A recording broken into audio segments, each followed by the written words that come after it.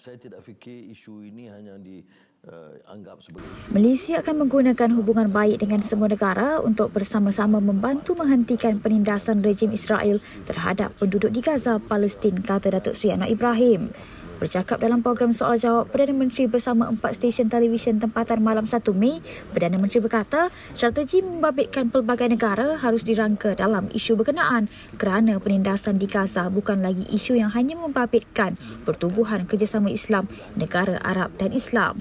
Saya tidak fikir isu ini hanya dianggap sebagai isu negara Islam atau negara Arab.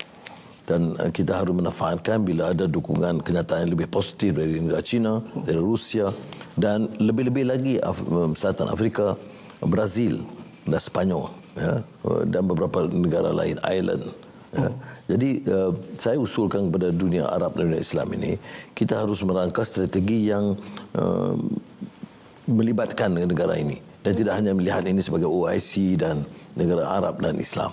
Yeah. Dan saya dalam beberapa perbincangan itu ada beberapa negara akan memilih untuk walaupun keadaan agak berat dalam beberapa minggu bulan ini, tetapi untuk jangka sederhana itu mendapatkan dukungan supaya menyeluruh. Dan kita sebagai Malaysia, kita sampaikan. Maka kalau dengan Presiden Lula Brazil, kerana dia nampak tegas sebab ini, saya telefon sendiri. Yeah. Ya, dan saya cuba esok atau lusa dapatkan Perdana Menteri Sepanyol untuk menyatakan bahawa kita dukung dan hormat sikap mereka. Kerana sikap ini masalah-masalah kemanusiaan. Ya. Anwar yang jelas tidak dapat menyembunyikan rasa sebab bila menyentuh isu Palestin berkata dalam pertemuan dengan beberapa pemimpin di luar mesyuarat khas Forum Ekonomi Sedunia di Riyadh, Arab Saudi baru-baru ini, beliau turut mengulangi pendirian supaya penindasan penduduk Gaza oleh Israel dihentikan. Semasa di Riyadh, selain bertemu Putera Mahkota merangkap Perdana Menteri Arab Saudi Mohammed bin Salman, Anwar juga sempat bertemu Perdana Menteri Iraq Mohammed Shia Al-Sudani dan Perdana Menteri Qatar Sheikh Mohammed bin Abdul Rahman bin Jassim Al Thani. Umumnya bersependapat bahawa kezaliman berterusan, Gaza mau dihancurkan, tetapi seolah-olah tidak ada atau kurang keupayaan untuk melakukan lebih daripada itu kerana kekuatan Israel yang didukung oleh Amerika Syarikat dan sebagian besar negara-negara Eropah.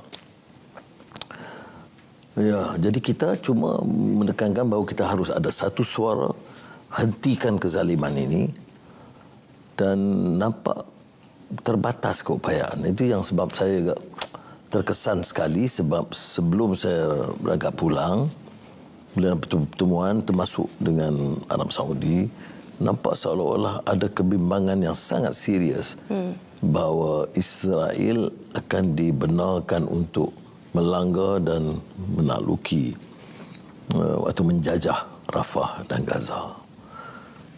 Dan kalau ini berlaku, sudah bayangkanlah, ya, satu malapetaka yang jauh lebih besar daripada apa yang kita andaikan, dan mana keizinan negara Zionis Israel menaluki dengan bebas menjajah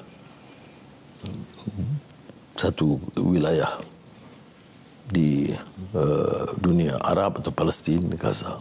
Anwar berkata ketegasan Malaysia dalam mendesak Israel menghentikan keganasan ke atas penduduk Gaza bukan untuk menunjukkan kekuatan negara ini, sebaliknya ia dilakukan atas dasar kemanusiaan. Kekuatan kita faham kita dari negara Malaysia dan kita negara yang agak sederhana, bukan negara besar. Tetapi saya tidak ada pilihan. Maka saya berdepan dengan Presiden Joe Biden menyatakan depan Perdana Menteri Australia, depan dengan akhir ini dengan Chancellor Olaf Scholz Jerman. Yeah. Itu semua dengan kekuatan besar. Dan saya terpaksa berikan apa hujah yang mungkin yang sampai di pundak pemikiran saya. Tapi itu yang saya mampu lakukan. Jadi kita mampu mendoakan dan di samping itu mengirim sebanyak mungkin bantuan, dan kalau yang sakit parah yang memerlukan rawatan kita akan bantu.